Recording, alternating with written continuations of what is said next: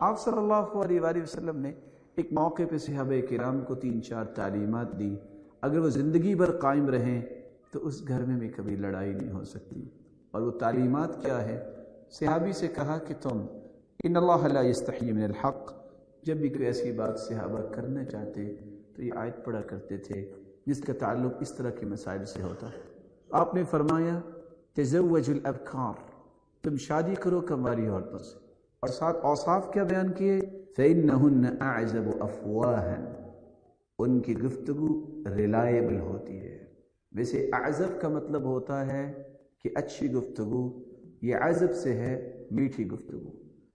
अगर सारी ज़िंदगी औरत को ये ख्याल रहे कि मैंने बसीरत की बात करनी है, मैंने अच्छी बात करनी है, रिलायबल बात करनी है, ऐसी औरत को कभी परेशानी नहीं होगी। अअज़ब अफ़वाहन व अस्खन अक़बालन, पुरजोश तरीके से वो इस्तकबाल करेगी आपका।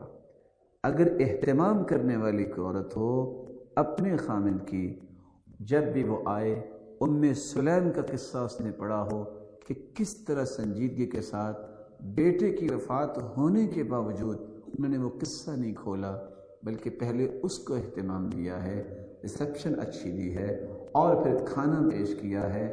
ऐसी औरत भी ज़िंदगी में कभी गम नहीं देखती। और तीसरा व अक़ल्लु ख़िब्बन, कि ऐसी औरतें धोखा कम देती हैं।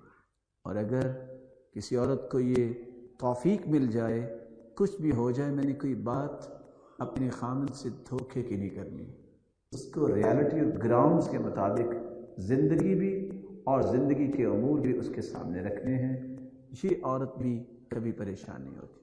और चौथा वो अर्ज़ा बिल यसीर, आपने फरमाया इसलिए कि वो थोड़ी चीज़ पे भी राज़ी हो जाती है, जिसको अल्लाह शुक्र की तौफीक दे दे, ये औरत भी ज़िंदगी में कभी परेशानी नहीं देखती।